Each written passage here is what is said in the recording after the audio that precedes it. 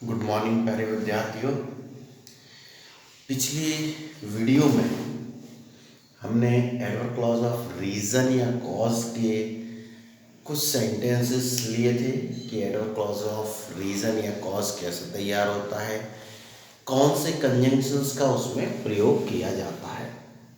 तो हमने ये देखा था कि वहाँ सामान्यतः तीन कंजंक्शंस ज़्यादातर उपयोग में आते हैं, एज, सिंस और बिकॉज। और बिकॉज का प्रयोग तो आपने काफ़ी किया होगा।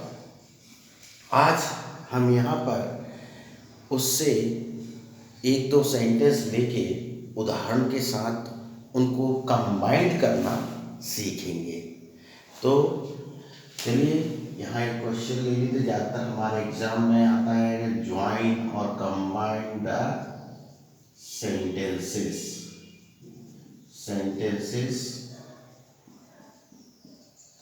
to make an adverb clause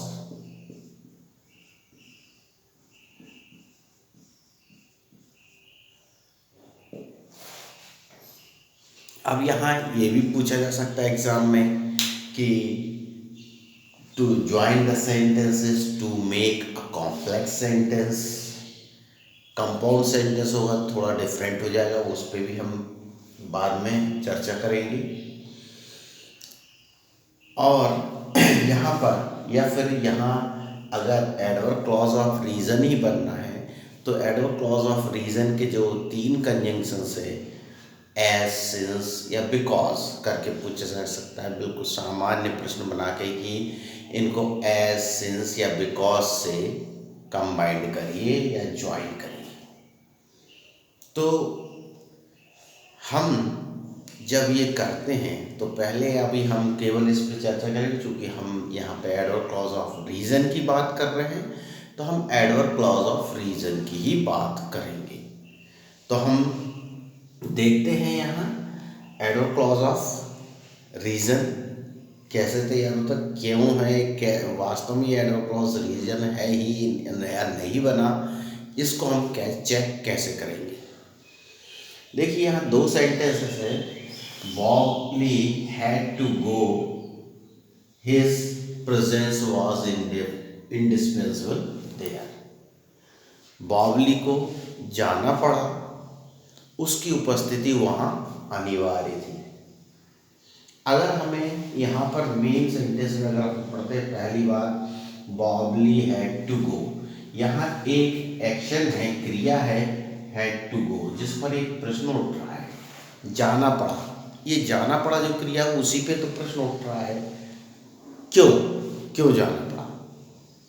अगर कैसे जाना पड़ा तो बावली, उसका जवाब तो वही है, मेन क्लॉज में। लेकिन अपन देख रहे हैं क्यों जाना पड़ा, इसका उत्तर यहाँ नहीं है। यानी कि जो दूसरा सेंटेंस है कहीं ना कहीं वो उसका उत्तर बन के आएगा। या क्या ये कहाँ जाना पड़ा का उत्तर बन के आ रहा है, क्यों जाना पड़ा। ये भी हो सकता है क्यों जाना पड़ा ही नहीं, कहाँ जाना पड़ा, कब जाना पड़ा। तो जिस तरह का प्रश्न होगा, अगर कहाँ जाना पड़ा तो मतलब वो एडवर्ब क्लॉज ऑफ प्लेस बन रहा है, और अगर कब जाना पड़ा तो एडवर्ब क्लॉज ऑफ टाइम बन रहा है। और अगर हम कह रहे हैं क्यों जाना पड़ा तो ये क्यों जो प्रश्न है, वाई, ये वाई जो क्वेश्चन है ये दो चीज़ें पूछता है। एक जो हम इस क्लॉज का नाम दिया है रीज़न या कॉज, और दूसरा पर्पस। हम एडवर्ब क्लॉज ऑफ पर्पस के बारे में भी पढ़ चुके हैं। अगर एडवर्ब क्लॉज ऑफ पर्पस में अगर मेन सेंटेंस में आए हुए एक्शन को देखेंगे तो आपको पता चलेगा कि उस एक्शन का वो क्या है, रीज़न, वो पर्पस बता रहा है, उद्देश्य। इसलिए उसमें so that, in order to या टू से वो सेंटेंस कंबाइंड होते हैं। यहाँ हम देखेंगे कि यहाँ दूसरा जो हम दे रहे हैं इसमें उद्देश्य नहीं है, उसके जाने का कारण। जब हम दूसरा सेंटेंस पढ़ते हैं तो यहाँ स्पष्ट होता है his presence was indispensable there. क्योंकि उसकी यहाँ पे देखो उसकी उपस्थिति अनिवार्य थी, मतलब क्योंकि कारण बतला रहा है। जब ये दो सेंटेंस को कंबाइन करेंगे तो कैसे होगा, Bawli had to go because his presence was, अब ये पूरा इंडिस्पेंसिबल देयर। अब एक और चीज है, हम यहाँ पे अगर शुरू में लेंगे सिंस बाउबलीज, अब यहाँ हिज न लिखे क्योंकि वाक्य की शुरुआत में आ रहा है, तो ये हिज किसके लिए आया है, बाउबली, और ये पॉजिटिव है इसलिए बाउबलीज प्रेजेंस। तो हम नाउन को पहले ले लेते हैं। अगर सेंटेंस को हम यहाँ से वहाँ अदला बदली करते हैं तो हम, अगर वो प्रोनाउन है उसकी जगह नाउन है कहीं, तो उसको पहले ले लेते हैं, सब्स्टिट्यूट कर लेते हैं। तो since बावलीज presence was indispensable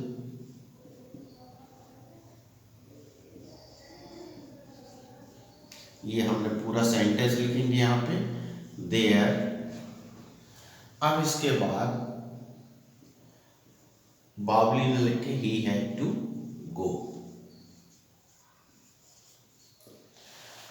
since का अगर यूज कर रहे हैं तो हम यहाँ पे क्या है, सेंटेंस के बिगिनिंग में लेंगे सिंस को, क्योंकि हमने पिछले वीडियो में बताया कि सिंस का प्रयोग हम सेंटेंस के मिड में नहीं, सेंटेंस की बिगिनिंग में, यानी कि मेन क्लॉज जो सबऑर्डिनेट क्लॉज है उसको पहले लेते हैं, उस डिपेंडेंट क्लॉज को पहले लेते हैं। आप यहाँ पे चाहते तो एज भी लगा सकते हैं, कुछ समय कहीं कहीं पर एज भी उसी का काम करता है, लेकिन हम सामान्यतः बिकॉज का इस्तेमाल करते हैं। अब इसी तरह अगर आप देखेंगे तो इनको भी ऐसे ही किया जा सकता है। I had to do so, the boss ordered me to do that, मुझे ऐसा करना पड़ा क्योंकि बॉस ने ऐसा करने का आदेश दिया था। अब इसमें since the boss ordered me to do that, I had to do सो।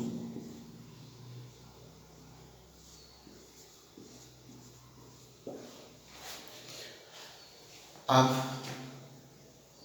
ऐसे भी लिखा जा सकता है एज, यहाँ पे सिंस के साथ यहाँ पे भी एज लगाया जा सकता है। इस चीज़ को ध्यान रखें कि एज जो है आगे पीछे मतलब मेन जो सबऑर्डिनेट क्लॉज आगे पीछे हो सकता है, लेकिन हम बिकॉज, सिंस और एज तीनों लगा सकते हैं। I had to do so because, अब ये the boss ordered me to do that. इस तरह से हम इनको लिख सकते हैं। अब यहाँ पे भी अगर आप देखेंगे तो वही बात आती है कि क्यों करना पड़ा। I had to do so, मुझे ऐसा करना पड़ा। अब क्रिया वही है, क्यों करना पड़ा। अब इस क्रिया का ये अगर जब हम पढ़ते हैं तो उसका कारण समझ में आता है, क्यों करना पड़ा, कब करना पड़ा, कहाँ करना पड़ा, नहीं ऐसा नहीं है। तो हम जब कंजंक्शन सिलेक्ट करते हैं तो एडवर्ब क्लॉज है, तो एडवर्ब क्लॉज अभी तक हम बहुत तरह के पढ़ चुके हैं। तो उस समय हम जब कंजंक्शन सेलेक्ट करते हैं तो पहले हमें दूसरा सेंटेंस देख लेना चाहिए, जो मेन सेंटेंस जो है उसमें आई हुई क्रिया, एडजेक्टिव है, विशेषण है या क्रिया विशेषण है, वो उसका कारण है, स्थान है या टाइम है, तुलना है, या फिर उनके बीच मिलान किया गया, कॉन्ट्रास्ट किया गया, जैसा होगा वो वैसा एडवर्ब क्लॉज बनेगा और उसके अनुसार कंजंक्शन सिलेक्ट होगा। इसलिए हमने प्रत्येक एडवर्ब क्लॉज में आने वाले कंजंक्शंस पर फोकस किया था कि इस क्लॉज में ये कंजंक्शंस का प्रयोग होता है। तो पिछले वीडियो में आप देखते जाएं और आगे आने वाले वीडियो में देखें। एग्ज़ाम्स में आपको ग्रामर से रिलेटेड बहुत से क्वेश्चंस जो अभी तक आपने इतने वीडियो में देखे हैं, सो दैट का उपयोग देखा है, इफ अनलेस का यूज़ करना देखा है, एज सिंस बिकॉज का यूज़ करना देखा है।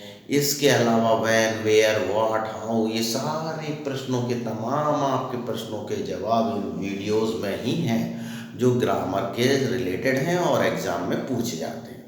तो आप इन वीडियोस को ख़ास तौर से देखें और इनमें समझाई गई बातों को, वो कारणों को ध्यान से सुने और अपने सेंटेंस भी बनाएं उस तरह के जिससे आपकी इंग्लिश भी इम्प्रूव होगी और साथ ही साथ आप ग्रामर से रिलेटेड टिपिकल पोर्शंस को अच्छे से समझ पाएंगे। आज की वीडियो में इतना ही काफ़ी है। नेक्स्ट वीडियो में अब हम एडवर्ब क्लॉज ऑफ कंपैरिजन के बारे में बात करेंगे। धन्यवाद। अगले वीडियो में फिर मिलते हैं।